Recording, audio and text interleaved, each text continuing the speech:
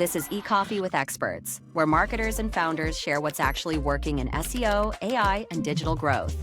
Grab your coffee and fuel your mind as we chat with top minds about their wins, struggles, and lessons you won't find in a blog post. Brought to you by Digital Web Solutions, we bring real talk to help you grow your business, one episode at a time. Let's get started. Ryan White, welcome to eCoffee with Experts. Good to have you. Thanks, Austin. Glad to be here. As the head of SEO strategy at Glass Atlas, where do you spend your time and your brain power these days? Like, what are you thinking about? What are you spending time on? Well, these days in SEO, it's I think everyone's time now is spent in AI. I think we've all got bags under our eyes talking about AI, talking about LLMs, AEO, GEO, AIEO, whatever you want to call it. We're all going through all these crazy acronyms. But I think, obviously, for my time, rather than just the AI side of things, I'm kind of very focused on building SEO strategies for our clients, and also making sure that we've got the right road mapping in place, getting the right tasks in there, basically making sure we're getting absolutely everything sorted from the get-go. And also probably another part of my role as well, what I do is acquire client services. So, I do try and charm them as where I can. Nice. Usually it goes quite well. Sometimes it doesn't hit, a joke doesn't land very well, but hey, that's not my fault. It's their humor. It doesn't work really. That's not. But no, I think it's one of those things. I want to make sure that I'm always getting the best results for the clients I work on, and making sure as well, like the team are getting everything they need as well from not only a resource perspective, but any teachings I can give them where possible too. Yeah, cool. Yeah, sounds like you have a lot on your plate. One of the things I wanted to talk to, you're kind of bridging the gap between SEO strategy that you're creating and then presenting that to the clients. How have your interactions been with clients in this new kind of, like you mentioned, the EIEIO era of head, shoulders, knees, and toes era of SEO, when you're seeing different metrics rise and fall, but they're still concerned about the bottom line? How do you approach this conversation? So one thing we always want to make sure is we have a roadmap for success. We want to have a roadmap essentially to let them know what we want to achieve. Whenever we bring a client in, initially from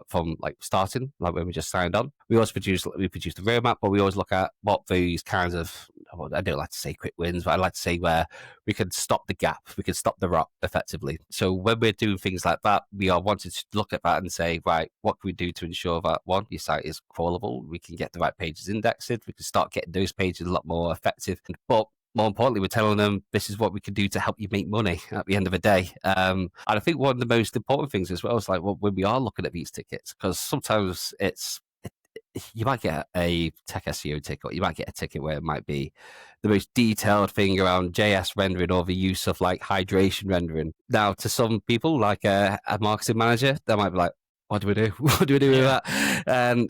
But what we like to try and achieve, especially, is to make sure we're closing and bridging that gap in terms of what they're expecting. We want to put an actual goal behind it, like a kind of an OKR approach. But not only we do that with our tickets, we do that with our roadmaps as well. So we kind of say, right, this step is to try and help improve traffic for these pages. So these could be, if we want to improve traffic, it will be mainly focused around building informational pages, or it could be trying to build more category pages. So in the future, it'll help gain more authority and help build traffic from there.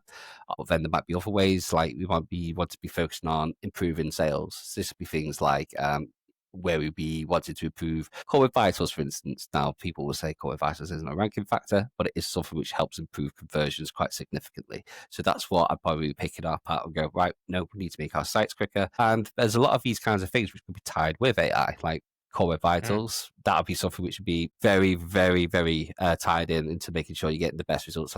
As we know, LLMs are not very good at crawling and getting the pages right now, especially as they don't crawl JavaScript, where a lot of sites these days now are quite JS kind of heavy. Obviously with the news around Shopify and ChatGPT working together, that makes things a lot more effective for them. So it's this kind of stuff which we always look at, and we added detail, we added data we can give in, which kind of says to our clients and go, look, we're doing all this in the background to try and make sure we are reaching those goals of yours. Yeah, you mentioned the ChatGPT and Shopify integration. You have a technical SEO background, and Glass Atlas deals with e-com clients. Is there any, and maybe it's too early to ask the question, but have you seen any strategies that you've started to implement actually have visibility and put the Shopify store on ChatGPT? Just fill me in on where that's at.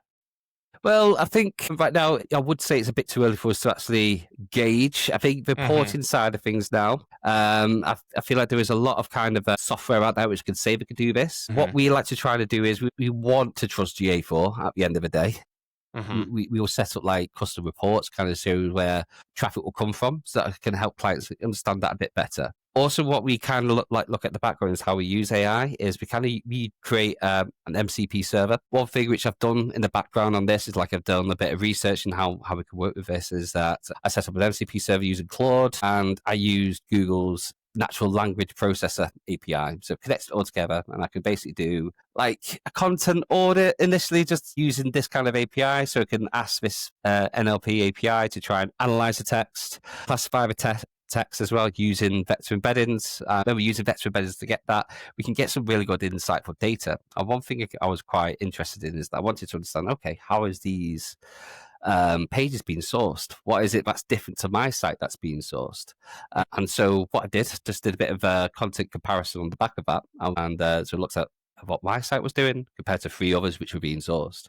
And it was really interesting to see how different the data was. And like hold this space, but I am trying to find a way how to present that to clients, because I think that's something which they'll be looking at and going, okay, they're getting there, but what do we need to do to get to that level? So I think that kind of fits in terms of where this AI is going, because now I can imagine there's going to be some people who would say, probably like me, oh, I've done all this to like get this great content onto LLMs and stuff, but we just need to understand and read the data and actually and get there a bit more, I think. Yeah, so it's kind of like a competitive analysis and finding out how other Shopify pages are showing up and then reverse engineering. I know you gave like a kind of an overview, but can you like maybe, because I'm not the technical SEO person, but walk me through that workflow again. You said you had the natural language processor, an MCP sort of that plugs everything together. Can you give me like a step by step of how to do that? Of course. So I think when we had to set up through an MCP, obviously I've used Claude. So Claude's like very similar to ChatGPT. It's a great bit of software. It's very, very code focused, I'd say, compared to like ChatGPT or Gemini. What I managed to do is just build something like within this, created like my own virtual server in a way. And I use several different APIs, and I've got lots and lots of different APIs on the back of this.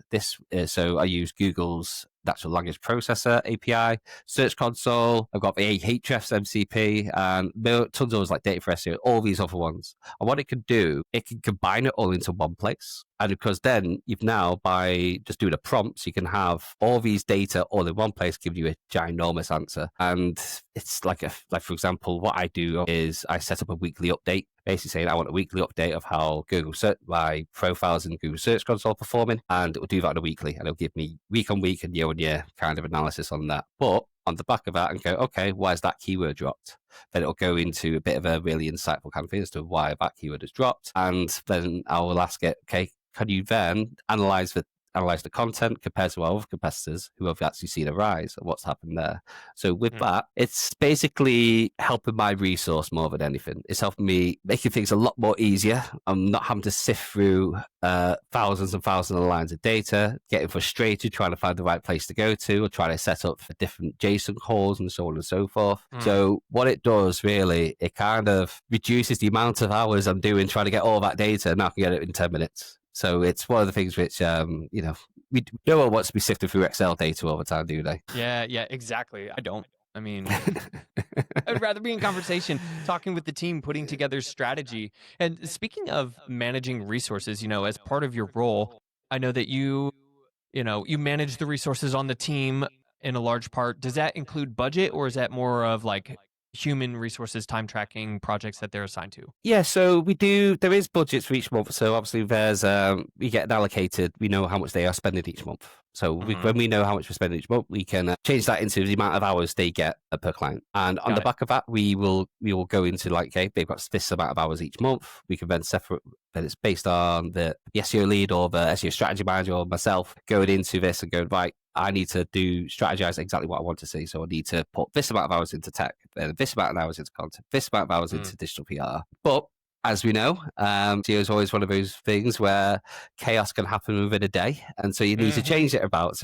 It's about being flexible, not only with with the hours, it's about being flexible with teams as well. Because sometimes you have to say to someone, "We're not going to be doing outreach this month because this, that, and the others happened," or it's going to be, "Oh, right, we're going to calm down on tech because we all our tickets are done," the kind of thing. I've had the great opportunity to talk with agency owners over the last 2 years, every day pretty much, and kind of hear their challenges. And man, it seems one of the main challenges that a lot of agency founders are having is that resource allocation in time tracking. Can you share a little bit more of your approach? Is there like a prioritization or like a, I guess some sort of SOP of how you think about time tracking? So tracking is the boogeyman in the room, but it is possibly the most important thing in an agency. It helps people understand where growth can happen. It can help find issues against resources. I think one of the things, we're coming up to Christmas soon. And if anyone knows what Christmas is like, Christmas could either be the worst time because everyone's trying to work with extra hours, or it can be the easiest time because it's things are planned out effectively. And that's what time tracking can do. It can help ensure that the right people have got the right amount of hours. One thing which I've learned since doing this resource, it allows us to make incredible decisions such as, should we hire people? Do we need to go after a bit more? Do we need to start pushing sales a bit more? And there's also things like, okay, could we also have more PDP time? And I think it's that kind of thing as well, where we can actually go, right, everyone's allocated PDP time, or you could have, if we have a bit of lax in terms of hours, we might be able to have a bit more. So this is where I always say time tracking is possibly one of the most, it feeds our agency in a way. It's something which we do at a daily level, and we look at it at a weekly level, and we report on it usually at a monthly level. What's PDP time? Personal development time, personal development plan. So basically, Nice. all the tasks. Like, for example, my PDP time has been, as I mentioned before, creating that MCP server. Yeah. Like, if I didn't have that time, it's like I'd still be sifting through Excel and stuff like that, trying to get the results. Okay. So that helps me out. Is there like a baseline that you look for your employees to have, or sorry, I guess your team to have in terms of like PDP? Is that like, the 20% of their work week, or It's it usually what they. fluctuates? It's usually whatever they can do. I think, Okay. myself, I can only speak for myself because I think it's usually a Friday afternoon kind of thing for me. It's like just got the kid off from school. I may use like a bit of PDP time if the time allows me to. But obviously, clients are always a priority. But it's just that kind of thing where you can go, right, I've got a bit of time. I want to learn a bit more. So it could be, article reading. It could be get a bit of knowledge. It could be sharing things. It could be creating things, and then. But one of the things we always say is that, okay, if you created it and you've learned it, you need to share it, kind of thing. So it's all about making sure you're sharing knowledge, but you're also sharing a lot of other things as well on the back of it. So it sounds like there's some sort of process. It's not like, hey, just go read whatever you want. I would imagine you have some sort of, I mean, maybe it's not as micromanaged of like, these are the projects we're working on. These are the resources you're allowed to read, right? It's a Yeah, little bit. well, we're always very, very open in terms of, like, to go read what you want to do. Obviously, what I like to do is, I subscribe to a lot of newsletters, try to get the knowledge. Usually that's like a Monday morning kind of thing. All the newsletters in my inbox, and just read through them for like a half an hour before I probably start. And I think that's just one of the things which we always look at, is that you can do whatever you need to do. Obviously, we trust you.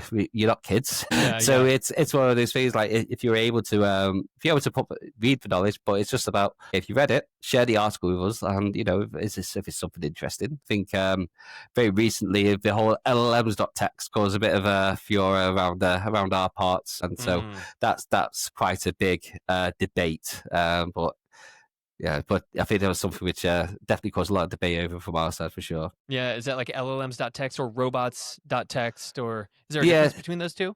Yeah, I think robust text is obviously something which Google honors. It's something which allows Google to understand, how to crawl the site effectively. I think this LLMs.txt is not standard as of yet. I've not seen any great evidence to suggest that it's something that works. I would love to be proved wrong. I'm here to learn. I'm here to gain more interest. But it's something which apparently all these LLMs use to try and gauge what to crawl effectively, what to actually get the information from. So, but I've not seen anything to suggest that I need to have it in just yet. Yeah. Time will tell, maybe, as more people try and optimize for LLMs. I mean, maybe it's kind of like table stakes moving forward. I can only say like potentially because because Yeah. on things like that is like yeah, it's one of those where I'm not too sure about it. I don't think I've been convinced that it's something that I need to have in. If it's something which I need to make sure the team needs to have it in, if my clients are asking about it, I'll learn more about it. I think it's something which I need to probably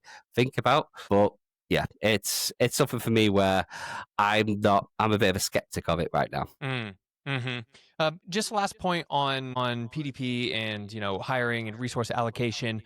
I guess from best practices standpoint, you'd want to have your team at 80% capacity or so they have that PDP time to explore other options, and so they don't get burned out. This is a retention metric as well. What's sort of your best practice for when you feel like you need to hire or when you feel like there's, not enough work? Yeah, so what we usually do is we have like this kind of like massive resource document. We have this document which kind of details the hours that a client has got planned in for the month. Usually what we like to do is we like to have this at a quarterly level so we can at least plan of what's going to be happening over the next 3 months. This is Mhm. extremely important for like when you're working in quarterlies, and I think it accounts for time off as well. Because one of the things is like people need time off, don't they? But we need to make sure we're planning for when that time off is going on. I think we Mhm. need to make sure that we always need to get the best like work in front of people where we need to in terms of that resource as well. I think one of the things which I is a bit of a stuff which I've seen recently is that sometimes we talk about time off to our clients, but the clients need to understand,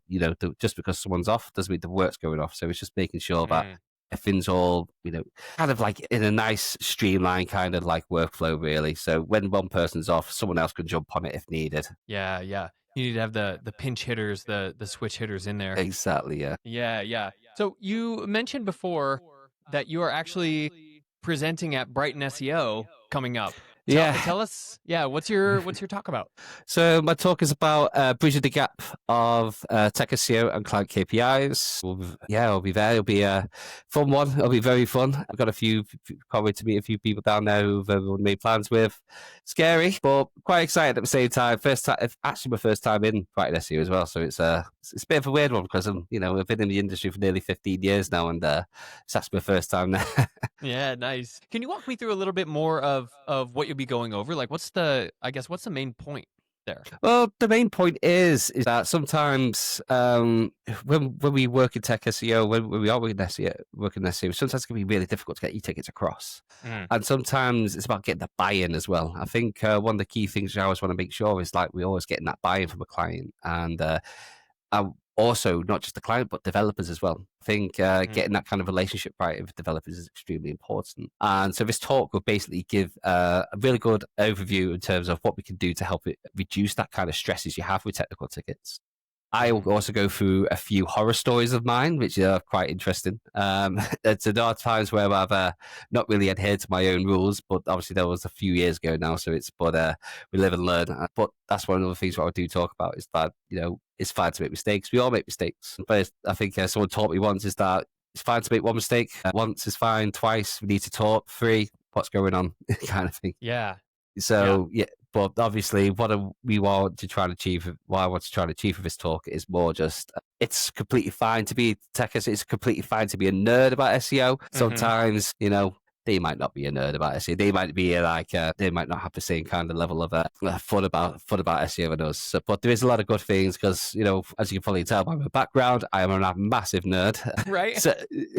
so, but it's the kind. There's a lot of like things like a lot of nice like old school Simpsons references. If people love the Simpsons, it's that kind of thing where it's people are going to be hungover on the Thursday Mhm. and hungover on the Friday as well. I bet so. It's quite an easy one to just go down, enjoy it, and just get some good actionable tips as well. That's the key thing. Just a lot of good actionable tips what you can do on the back of this. Yeah, I love that. And if I'm sitting in the audience, like who would you be directing your talk to? Is that like a SEO manager or a founder or So this will probably be someone who probably works either in tech SEO side of things. This is something I probably look at to them. It's someone who's also Mhm. an SEO lead, but also client services as well. So people who Mm. might work in client services might be interested in this to see, if there's anything they can use from this too. I've been using like what the experience has been like for the past 5 years in this role as the head of SEO strategy. And in the past 5 years, there's been so much I've learned over some of the people I've worked under just to give me like, well, this is it. This is what I've learned on the top of it. So yeah, Mm.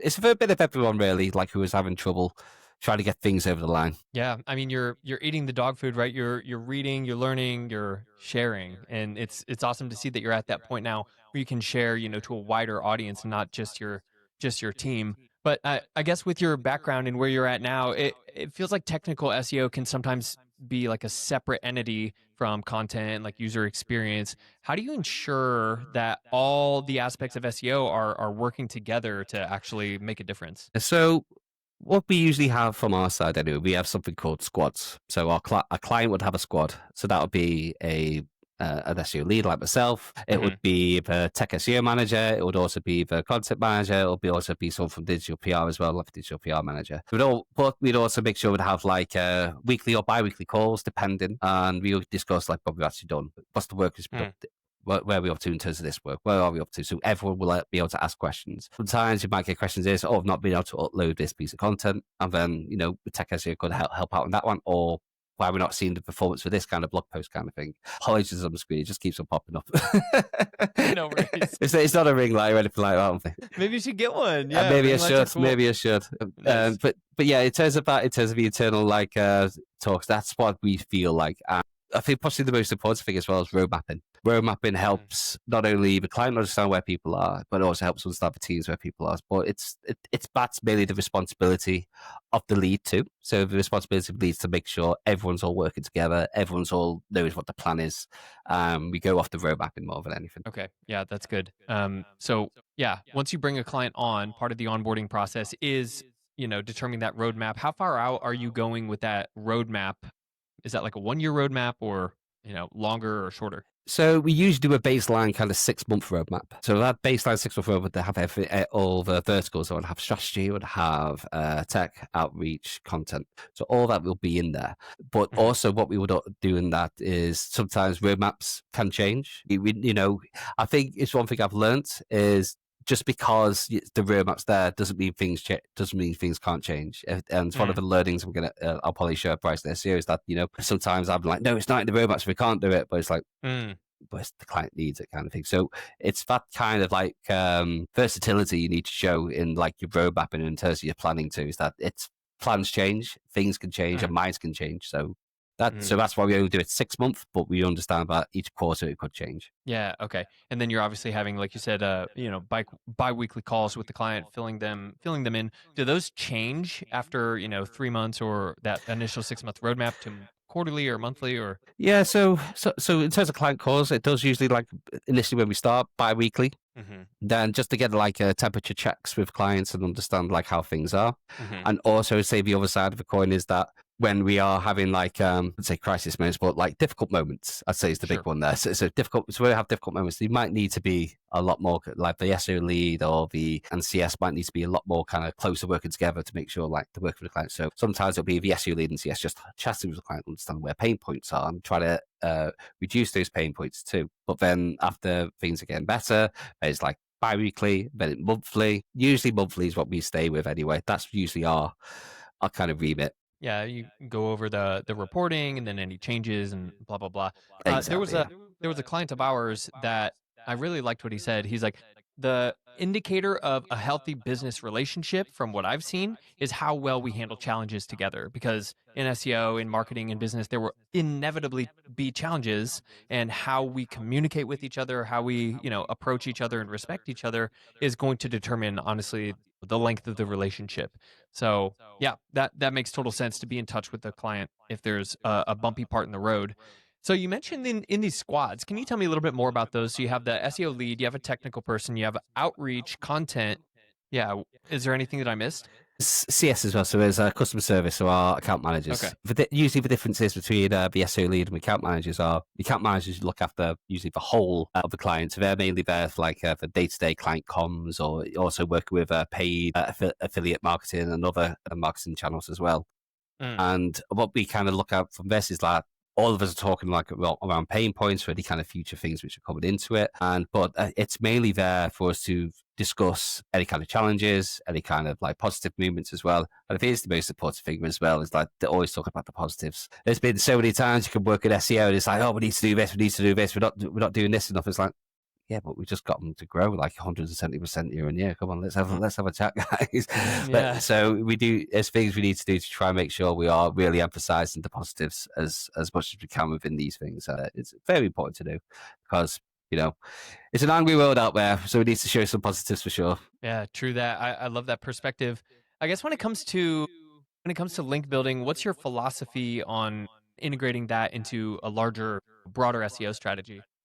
So what I like to do is, like, as part of the SEO lead, I love to, I might not be as creative as like our digital PR managers and digital PR leads. One thing I like to do is, like, I want them to be like the creative lead in terms of that. I want to see their ideas. I want to make sure, like, it kind of matches to what we want to achieve with a strategy, whether that be a focus on landing pages, or we wanted to focus on like a specific region. For example, I have a client who is currently trying to go into the US. So we need to start thinking about, okay, how are we going to start breaking into the US? Is there anything we can do, not only from a national publication level, but is there any kind of like sales data we can use from our clients to try and understand where their core customers, to try and go after more regional, state level kind of publications as well, to try and make sure we're going after our target audience. I think going after your key demographics and understanding the key demographics is extremely important for that level as well. Whilst national publications really does help for coverage, and I think it's probably going to be a lot more. It's going to be a lot more kind of predominant that we're going to see more national publications, especially in the space of AI. So that's something I think we're going to be seeing a lot more of that as well. But I could see that digital PR could be going a bit quite interesting in the future. There could be a lot more kind of brand management in terms of that. I think I saw like some recent blog posts like going around like how brand management could be like the next digital PR side of things, how we need to think more off-site. So it's things where like that, where, like I mentioned before, like around information overload, this could be something where it could be a lot of some quite extensive kind of research needed for us to try and understand what do we need to do more of, from not only from a link builder perspective, but from a brand management perspective as well. Yeah, brand management is huge. Just coming from Brighton SEO in San Diego, and then Ahrefs Evolve, just last week, that was one of the main things that was talked about pretty much with not every speaker, but almost every speaker. They're talking about entity and brand management and understanding how that's showing up and how that's influencing LLMs. You mentioned, and as we wrap up here, you mentioned information overload. How do you sift through the information that's coming about? What are your, filters? Yes, first things first is take your time is the most important, because I think sometimes this information overload can also give you some imposter syndrome as well. Because I think it's something which has been quite rampant in SEO recently, is that there is a lot of imposter syndrome. And, I've felt it at times, and I think a lot of people have felt it because you feel like you're not doing enough, or because someone else is doing something, you don't feel like you're at that level anymore. And I think it's just more take your time, take it easy, take a step back.